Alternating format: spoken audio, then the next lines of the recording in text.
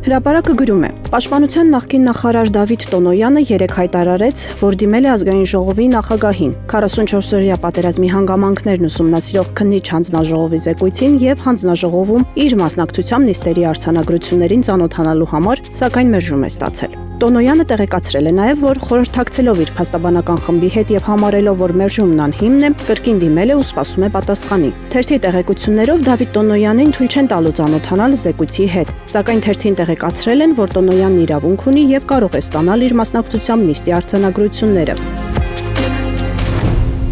Փաստը գրում է. երեկ կարելի է ասել բավականին ծանր հայտ ներկայացրեց Հայաստանի մարդու իրավունքների նախկին պաշտպան Արման Թաթոյանը։ Նա հաջողացրեց իր քաղաքական ընթացքը լրջորեն ձախուղելու հիմքեր դնել դեռ կարգին չսկսած։ Բացի այն, որ տարիներ շարունակ մի աշխատած մարդը պատրաստ է որևէ պաշտոնյայի վիզ կտրել անկախ նրանից, թե նա ինչ է արել, Թաթոյանը նաև քաղաքական առնվազն տարօրինակ հայտարարություններ արեց, որ Հայաստանի պաշտոնաթող նախագահները պետք է դուրս գան 2026 թվականի ընտրապայքարից։ Ինչպես բազմաթիվ փորձագետներ ու քաղաքացիներ երեք հասցրին արտահայտվել, սա ուղիղ նիկոլական նարատիվ է։ Ավելին, հենց Նիկոլ Փաշինյանին է պետք, որ ամեն կերպ խոչընդոտի քաղաքական հիմնական ակտորների մասնակցությունը, որպեսզի հեշտությամբ կարողանա վերարտադրվել։ Հրապարակը գրում է. որոշ տեղեկություններով այն ԿՊԱ-ականները, որոնք չեն դիմում նախընտրական ցուցակում առաջադրվելու համար, գլխացավանքի մեջ են ընկնելու։ Նրանց հարցով անձամբ Նիկոլ Փաշինյանն է զբաղվելու։ Նեղ շրջանակում ասում են, որ նա չառաջադրվելն էլ էմբոստություն համարում եւ որոշել է այդ հանդունգններին պատժել։ Բացառություն կլինեն միայն նրանք, որոնց Փաշինյանը կասի, որ չառաջադրվեն։ ԿՊԱ-ական որոշ կանայք ցանկություն չունեն առաջադրվելու։ Խոսքը Լենա Նազարյանի, Քրիստինե Պողոսյանի եւ մի քանիսի մասին է։ Հնարավոր է Շիրակ Թորոսյանն ու Խաչատուր Սուքիասյանն էլ չառաջադրվեն։ Սակայն Լենան Աննա Հակոբյանի ընկերուհին է, հաստատ պատժվողների ցանկում չի լինի։ Որոն խոսակցությունների թեմա է դարձել, որ առաջադրվելու ցանկություն կարծես թե չունի Երևանի քաղաքապետ Տիգրան Ավինյանը։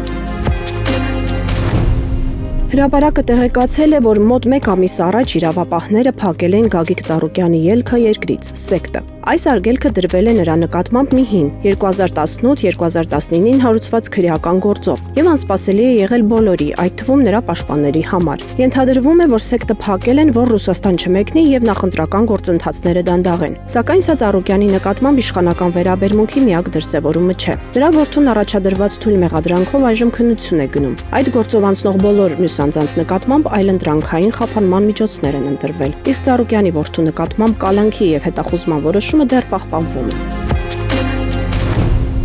Ժողովրդի կառավարությանը մոտ կանգնած աղբյուրները փոխանցել են, որ Նիկոլ Փաշինյանն ու իր թիմը ԿՊ վարչությունը ամենօրյա ռեժիմով քննարկում են 2026 թվականի խորհրդարանական ընտրությունների բոլոր սցենարները։ Ըստ թերթի աղբյուրների դեռևս երկար ժամանակ է պահանջվելու, մինչև Փաշինյանը կզտի ցուցակն ու կթողնի այն անձանց, ովքեր պետք է իր հետ ընտրությունների գնան։ Ի դեպ, իշխանական վերնախավում համոզված են, որ սահմանադրական մեծամասնություն են կազմելու եւ որ ոչ մի խոչընդոտ կամ ուժ չկա, որ կկարողանա իրենց հետ մրցել։